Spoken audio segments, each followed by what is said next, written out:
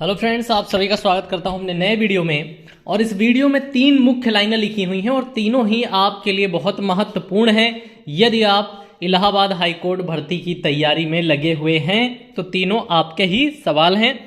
पहला सवाल है, प्रमोशन कब और कैसे होता है? तो स्टेनो का प्रमोशन, जूनियर असिस्टेंट का प्रमोशन, पेड अप्रेंटिस का प्रमोशन और ग्रुप डी का, ड्राइवर का, जिनका जिनका भी प्रमोशन होता है वो जानना चाहते हैं कि प्रमोट होकर हम किस पोस्ट पे जाएंगे। ठीक है, उसके लिए वीडियो महत्वपूर्ण है। दूसरी बात, हर साल कितना वेतन बढ़ता है, और तीसरी बात, इस भर्ती में पेंशन होती है या नहीं। ठीक है, तीनों ही महत्वपूर्ण सवाल हैं। और एक बात मैं और कह देना चाहूँगा कि मैं काफ़ी मेहनत से वीडियो बना रहा हूँ। जैसा आप लोगों ने देखा भी होगा, नया चैनल है, तो मैं चाह रहा हूँ कि जितना मेहनत मैं आपके लिए कर रहा हूँ उसका थोड़ा सा 1% भी आप कर देंगे। करना कुछ नहीं है, वीडियो को लाइक कर देना है अगर अच्छी लगी हो सच में, और चैनल को सब्सक्राइब कर लेना है ताकि मेरी जितनी भी वीडियोस भर्ती पे हैं वो आपको भी मिलती रहे और मुझे भी अच्छा लगे कि मेहनत का कुछ फल मिलता जा रहा है। ठीक है, अब आगे बढ़ते हुए बात करेंगे प्रमोशन के बारे में। सबसे पहले देखेंगे प्रमोशन किसका किस पोस्ट पे होता है। हम यहाँ पे बात करेंगे प्रमोशन की, कि स्टेनो का प्रमोशन होके क्या बनते हैं, ग्रुप सी वाले, डी वाले क्या बनते हैं, कितनी सैलरी बढ़ जाती है, इन सब चीज़ों की बात होगी। अगर स्टेनो की बात करें तो स्टेनो हमारे जो 2800 ग्रेड पे पर भर्ती हो रहे हैं। ठीक है, ये ग्रेड पे से ही हमें वेतन का अंदाज़ा मिलता है। 2800 ग्रेड पे इनका 29,500 रुपये बेसिक वेतन होगा, प्लस इतने का ही आधा, मान लीजिए आधे से थोड़ा ज़्यादा डीए है इस समय, जिसे महंगाई भत्ता कहते हैं, तो 29,000 प्लस आप मान लीजिए 18,000 और, तो इनका जो वेतन है वो 50,000 के आसपास जा रहा है स्टेनो का इस समय। ठीक है, उसमें भी एनपीएस कट जाएगा और बाकी का वेतन मिल जाएगा। अब इसके बाद 2800 से प्रमोट होके ये 5 साल बाद इनकी एलिजिबिलिटी हो जाती है, प्रमोट हो सकते हैं 5 साल बाद। अगर कोई पद खाली है तो प्रमोट होके हो जाएंगे 4200 ग्रेड पे के स्टेनो। ठीक है, 4200 ग्रेड पे के स्टेनो हो जाएंगे, इनकी तनख्वाह हो जाएगी 70,000।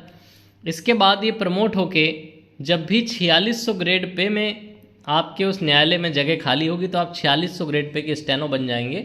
ठीक है, और आपकी तनख्वाह हो जाएगी 95,000 के आसपास उस समय तक। इस समय जो मैं बता रहा हूँ इस समय का सिस्टम है। लेकिन आप लोग जो अब ज्वाइन करने वाले हैं वो आज से 30 साल बाद रिटायर होंगे, 35 साल बाद रिटायर होंगे, उस समय उनकी जो सैलरी होगी वो लाखों में होगी, क्योंकि उस समय महंगाई का स्तर आज के स्तर से ज़्यादा होगा और मुद्रास्फीति के हिसाब से सैलरी तय होती है कि कितने % बढ़ेगी। अब ये हो गई स्टेनो के प्रमोशन की बात। प्रमोशन लेते जाएंगे और जीवन भर स्टेनो के पद पे रहेंगे। ग्रेड 3 से आप भर्ती हो रहे हैं स्टेनो, ग्रेड 3 से ग्रेड 2 पे जाएंगे, ग्रेड 1 पे जाएंगे और आपका वेतन बढ़ता रहेगा। अब बात करेंगे ग्रुप सी की। आप जूनियर असिस्टेंट हैं। ठीक है, आप जूनियर असिस्टेंट हैं, आप प्रमोट होंगे 2000 ग्रेड पे भर्ती होंगे और प्रमोट होके 5 साल बाद आप 2800 ग्रेड पे पर पहुँच जाएंगे। बस इसमें इतनी सी बाधा है कि 2800 ग्रेड पे की जगह वहाँ पर खाली हो उस न्यायालय में। जैसे ही खाली होंगी आप 2800 पर प्रमोट हो जाएंगे, फिर जैसे ही खाली जगह मिलेंगी 5 साल बाद आप 4200 ग्रेड पे प्रमोट हो जाएंगे।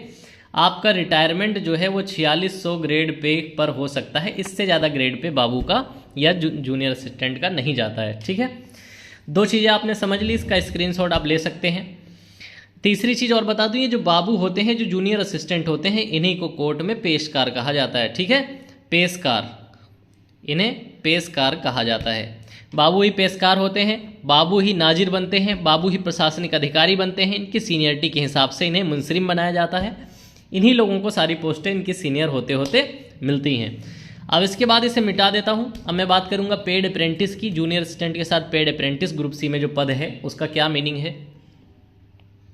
तो अब हम देखेंगे पेड अप्रेंटिस। तो पेड अप्रेंटिस वाले जो हैं, पेड अप्रेंटिस पीए वाले 1900 ग्रेड पे पर भर्ती हो जाते हैं और इनको 2 से 3 साल में प्रमोशन जूनियर असिस्टेंट पोस्ट पे मिलता है। समझ गए? यानी कि अगर आप डायरेक्ट जूनियर असिस्टेंट नहीं बन पाए, आप पेड अप्रेंटिस बने, तो आप फिर 2-3 साल बाद आपका प्रमोशन करके आपको तब जूनियर असिस्टेंट बनाया जाएगा। फिर जूनियर असिस्टेंट के आगे की प्रक्रिया मैंने आपको बता दी है कि फिर 2800 पे जाएंगे, फिर 4200 पर जाएंगे। लेकिन ये पेड अप्रेंटिस पद है तो ये एक स्थायी नौकरी नहीं होती है बाबू की। यहाँ से प्रमोट होके बाबू की यानी जूनियर असिस्टेंट की स्थायी नौकरी मिलती है और इसका प्रमोशन नेसेसरी रखा है कोर्ट ने कि 3 साल तक में आप इसका प्रमोशन जूनियर असिस्टेंट पे कर देंगे। ठीक है, तो ये हो गया पेड अप्रेंटिस। अब बात करेंगे ग्रुप डी वालों की। तो भाई आप 5 साल की सर्विस करके अगर न्यायालय में जगह खाली हैं, प्रमोटिव जगह 20% जगह प्रमोटिव होती हैं जूनियर असिस्टेंट की और 80% डायरेक्ट भर्ती होती है। तो जो 20% प्रमोटिव जगह हैं अगर वो खाली पड़ी हैं और आपने 5 साल की सेवा पूरी की है तो आपका प्रमोशन हो जाएगा जूनियर असिस्टेंट की पोस्ट पे। और जूनियर असिस्टेंट के आगे की प्रक्रिया मैंने अभी आपको बता दी है कि जूनियर असिस्टेंट 2000 ग्रेड पे का होता है। जूनियर असिस्टेंट मतलब क्लर्क, मतलब बाबू, मतलब पेशकार, ठीक है। 2000 ग्रेड पे से फिर वो प्रमोट होता है 2800, फिर 4200, फिर 4600 और फिर रिटायर हो जाता है। तो ग्रुप डी वाले 5 साल की सर्विस के बाद जूनियर असिस्टेंट बन सकते हैं। अगर पोस्ट खाली हैं, खाली नहीं है तो इन्हें 7 साल भी लग सकते हैं, इन्हें 10 साल भी लग सकते हैं, ठीक है। तब तक क्या होगा, तब तक इनके वेतन में वृद्धि होती रहेगी, वेतन बढ़ता रहेगा, बस पोस्ट नहीं बढ़ेगी। ड्राइवर ग्रेड 4 से भर्ती हो रहे हैं ड्राइवर, जैसे जैसे इनका समय बढ़ेगा इनका प्रमोशन होगा, इनका ग्रेड बढ़ता जाएगा, ग्रेड बढ़ता जाएगा, ठीक है, सैलरी बढ़ती जाएगी। लेकिन ड्राइवर की पोस्ट हमेशा ड्राइवर की ही रहेगी, ठीक है, ड्राइवर की पोस्ट हमेशा ड्राइवर की रहेगी, बस इनकी सैलरी ये बढ़ती बढ़ती बढ़ती इनकी उम्र के साथ चली जाएगी।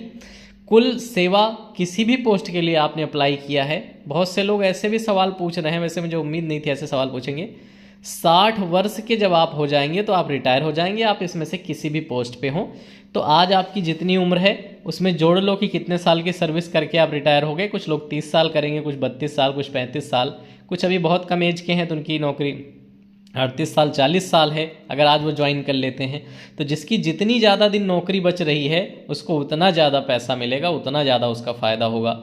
जो फ़ायदा होता है वो आखिरी के 5 सालों में होता है। जैसे SIP करते हैं ना तो आखिरी के 5 सालों में बहुत फ़ायदा है, वैसे नौकरी में भी आखिरी के 5 सालों में बहुत फ़ायदा होता है, ठीक है। 25 साल की नौकरी कर रहे हैं तो आपको उतना वेतन नहीं मिलेगा, लेकिन अगर आप 30 साल की नौकरी कर रहे हैं तो अंतिम 5 सालों में आपका वेतन इतना बड़ा हो जाएगा कि आपको बहुत पैसा मिलेगा, ठीक है। और अगर जो जिनकी नौकरियां 40 साल हैं अगर वो ग्रुप डी में भी हैं तब भी उनकी सैलरी जो है वो पहुंच जाएगी 80,000, 1 लाख, ठीक है। अगर वो ग्रुप डी में 40 साल की नौकरी कर रहे हैं, उस जब आप रिटायर होंगे उस समय तो 1.5 लाख के आसपास, 2 लाख के आसपास सैलरी बन रही होगी। तो जो जितनी कम उम्र में नौकरी पाएगा उसको उतना ज़्यादा आखिर में वेतन मिलेगा, ठीक है, क्योंकि ज़्यादातर जो वेतन का लाभ है वो नौकरी के आखिर में मिलता है। नौकरी के शुरू में तो थोड़ा थोड़ा सा वेतन मिलता है सबको, ठीक है। अब इसके बाद बात क्या करेंगे, इसके बाद मैंने आपको बता दिया है, ग्रुप डी वालों का भी सिस्टम बता दिया है। सैलरी कितनी है इनकी इस समय पर, सभी की, इन सभी पोस्ट पे सैलरी कितनी है, इसका वीडियो मेरे चैनल पे 2-4 दिन पहले ही डाला गया है, आप वहाँ से देख सकते हैं। इन सब की नौकरियां 2 साल तक स्थायी नहीं होती हैं, 2 साल बाद इनकी नौकरियां स्थायी कर दी जाती हैं। 2 साल तक बहुत बच के काम करना पड़ता है, भाई कोई गलती ना हो ना तो हमें जिला जज जो है, जिला जज महोदय से खतरा बना रहता है कि नहीं अगर हमारे काम में कोई गड़बड़ी दिखी तो हमें नौकरी से निकाल सकते हैं, ठीक है। तो 2 साल तक बहुत बच के नौकरी करनी होती है। इस पर कोई डाउट है तो आप पूछ सकते हैं, इस पर स्पेशल वीडियो मेरा आ चुका है। कितने साल का प्रोबेशन पीरियड होता है, अगर प्रोबेशन पीरियड में नौकरी छोड़ते हैं तो कितने पैसे देने पड़ते हैं हमें न्यायालय को, उस पर भी वीडियो आ चुका है, इसी चैनल पे 1 दिन पहले ही आया है, आप देख सकते हैं। आपके जितने भी डाउट हैं लगभग सबसे जुड़े वीडियो ऑलरेडी चैनल पे हैं, आप तो जाके चैनल पे मेरे विजिट करके आराम से अपने डाउट वाला वीडियो देख सकते हैं। अब अगली चीज़ हम बात करेंगे वो है वेतन वृद्धि, ठीक है। वेतन वृद्धि कैसे होती है, तो वेतन वृद्धि 2 तरीके से होती है। एक होता है आपका इंक्रीमेंट, ठीक है, और दूसरा होता है आपका डीए यानी महंगाई भत्ता। ये मैं सभी पोस्ट के लिए बता रहा हूँ। इंक्रीमेंट साल में 1 बार, ठीक है, 1 बार पर ईयर, 1 बार पर ईयर लगता है, और जो डीए है ये 2 बार, ठीक है, ये 2 बार पर ईयर लगता है। तो इंक्रीमेंट आपकी सैलरी से इंक्रीमेंट बनाने का फॉर्मूला होता है, उस हिसाब से आपका 2, 3, 4% जो भी इंक्रीमेंट है वो आपकी सैलरी में हर साल जुड़ जाएगा और आपका बेसिक बड़ा हो जाएगा, ठीक है। इंक्रीमेंट लगने से जो बेसिक सैलरी है, जैसे ग्रुप डी की बेसिक सैलरी 18,000 है तो इंक्रीमेंट लगेगा, कभी 18,500 हो जाएगी, इंक्रीमेंट लगेगा 19,100 हो जाएगी, फिर इंक्रीमेंट लगेगा। तो ऐसे इंक्रीमेंट लगते लगते 5 साल बाद वो जो ग्रुप डी का बेसिक है वो ग्रुप सी के जो वर्तमान बेसिक है इसके बराबर आ जाएगा, ठीक है। और जो ग्रुप सी का यानी 2000 ग्रेड पे वालों का बेसिक है 21,700, वो बढ़ते बढ़ते वो 5 साल बाद पहुंच जाएगा 2800 ग्रेड पे वालों के बेसिक के बराबर, ठीक है। ऐसे ही 5 साल में प्रमोशन होने की वजह यही है कि उतना हमारा इंक्रीमेंट बेसिक सैलरी में जुड़ता जाता है और फिर वो आगे वाले ग्रेड पे की सैलरी के बराबर हो जाता है, ठीक है। तो ये हो गया आपका इंक्रीमेंट। दूसरी चीज़ है डीए। डीए क्या है, हर साल सरकार महंगाई भत्ता साल में 2 बार बढ़ाती है। या तो ये 3% के आसपास बढ़ता है या 4% के आसपास बढ़ता है। 3 से 4% महंगाई भत्ता जनवरी में, फिर जुलाई में आपको सरकार बढ़ा देती है। जैसे जैसे समाज में महंगाई बढ़ रही, महंगाई भत्ता बढ़ रहा है। इस हिसाब से हर साल आपकी सैलरी में लगभग 6 से 7% बढ़ोतरी हो जाती है। इसीलिए मैं कह रहा हूँ कि नौकरी के जो अंतिम साल होते हैं, जिसकी नौकरी जितनी लंबी होती है उसको उतना फ़ायदा होता है, क्योंकि ये 6% किसी की सैलरी में अगर 100% में जुड़े तो 106% अगले साल, फिर 106% का फिर 6% जुड़ा, फिर अगले साल उसका 6% और जुड़ा। ऐसे करके हमारी सैलरी बहुत बड़ी हो जाती है, SIP की तरह काम करती है। चलो, अब ये चीज़ वेतन वृद्धि मैंने आपको समझा दी। 2 तरीके से वेतन वृद्धि सबकी सैलरी में होगी, ठीक है। इसके अलावा अब हम बात करेंगे पेंशन वाली।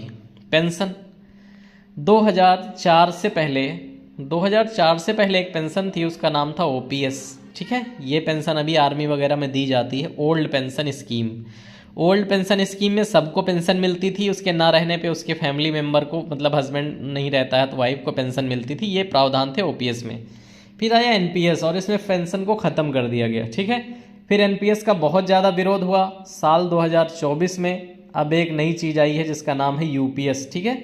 अब एक नई चीज़ आई है जिसका नाम है UPS, क्योंकि NPS कोई लेना नहीं चाहता, इसमें पेंशन नहीं है, ना आश्रित को पेंशन है ना उस व्यक्ति को पेंशन है।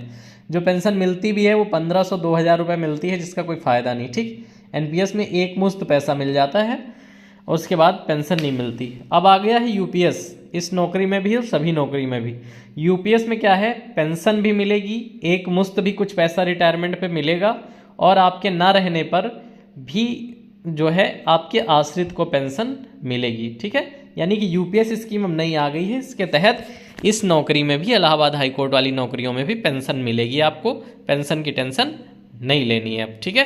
पेंशन सभी नौकरियों में हो गई है, बस OPS वाली पेंशन जितनी पेंशन यहाँ नहीं है, लेकिन पेंशन इसमें अच्छी खासी है।